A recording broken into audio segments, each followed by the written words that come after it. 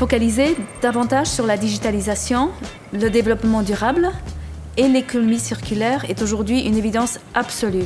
Cette notion d'économie circulaire est essentielle.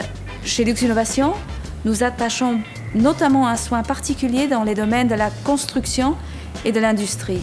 Nous aidons notamment les entreprises à développer des solutions qui permettront une meilleure valorisation des bâtiments existants à travers le réemploi et le recyclage des matériaux qui les constituent au moment de les démolir.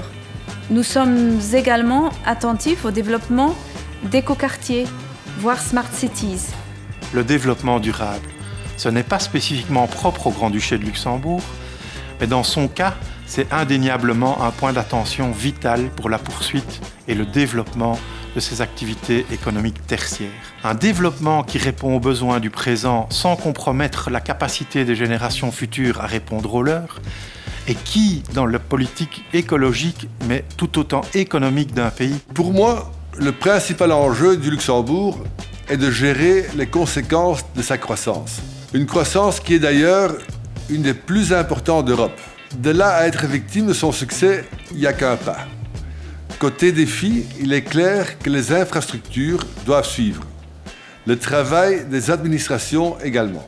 Mais c'est le même genre de situation que l'on rencontre dans une entreprise. Cette croissance que je viens d'évoquer implique d'adapter sa stratégie, ses modes de fonctionnement, etc. Ce n'est pas une équation facile, ni à l'échelle d'une entreprise, ni à celle d'un pays. Mais les défis sont faits pour être relevés. Les défis majeurs des prochaines années me semblent être ceux liés à l'aménagement du territoire et notamment aux problématiques de logement et de mobilité. La croissance continue de l'économie conduit à une augmentation régulière de la population active, qu'elle soit résidente ou frontalière. Les personnes ont besoin de lieux d'habitation, souvent difficiles à trouver compte tenu d'une offre assez limitée. Les populations ont aussi un besoin de mobilité fluide, responsable et durable. En effet, malgré une politique d'investissement conséquente sur le réseau ferroviaire, les transports et le réseau routier, le challenge est de taille pour le futur et le risque d'augmentation des encombrements et de paralysie deviennent bien réels. En fait, c'est un peu le serpent qui se mord la queue. Tant que l'accès au logement reste compliqué, de plus en plus de travailleurs frontaliers feront la navette chaque jour et l'engorgement des réseaux sera inéluctable.